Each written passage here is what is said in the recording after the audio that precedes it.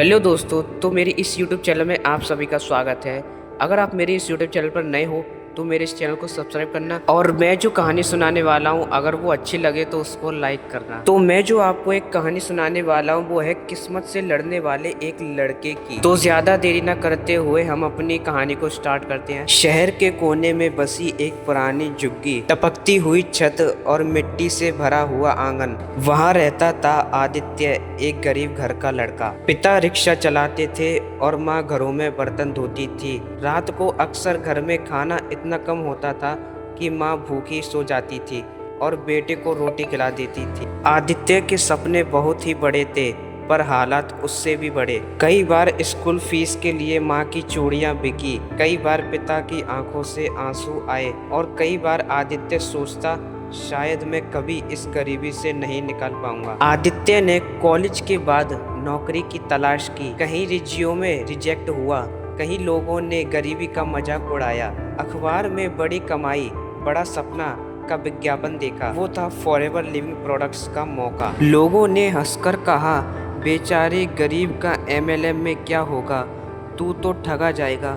लेकिन आदित्य ने सोचा, अगर मैं अभी हार गया तो ये गरीबी मेरे बच्चों तक जाएगी। उसने 5,000 रुपए का प्रोडक्ट किट खरीदने के लिए पिता का रिक्शा बेचने की बात सोची।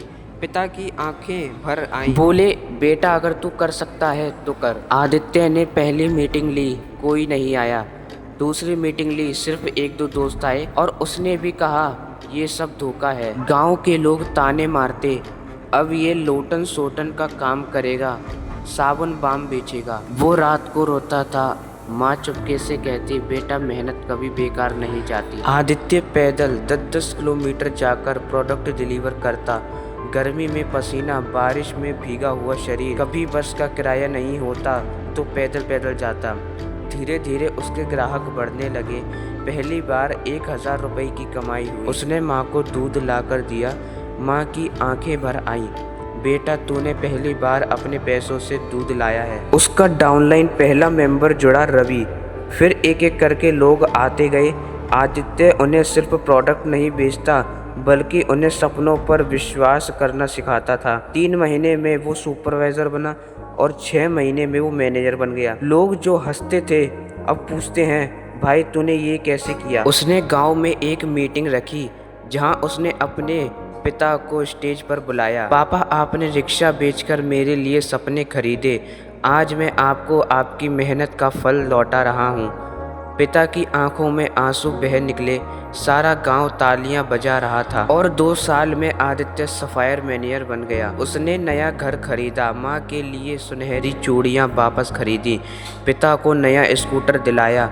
जो लोग कभी उसे ताना मारते थे अब उसके साथ फोटो खिंचवाते हैं। स्टेज पर खड़े होकर आदित्य ने कहा, दोस्तों गरीबी कोई गुनाह नहीं है, लेकिन गरीबी को अपने अगली पीढ़ी तक पहुंचना ये गुनाह है। मैं फॉरएवर लिविंग प्रोडक्ट्स का शुक्रगुजार हूँ। इसने मुझे अपने सपनों को जीना सिखाया।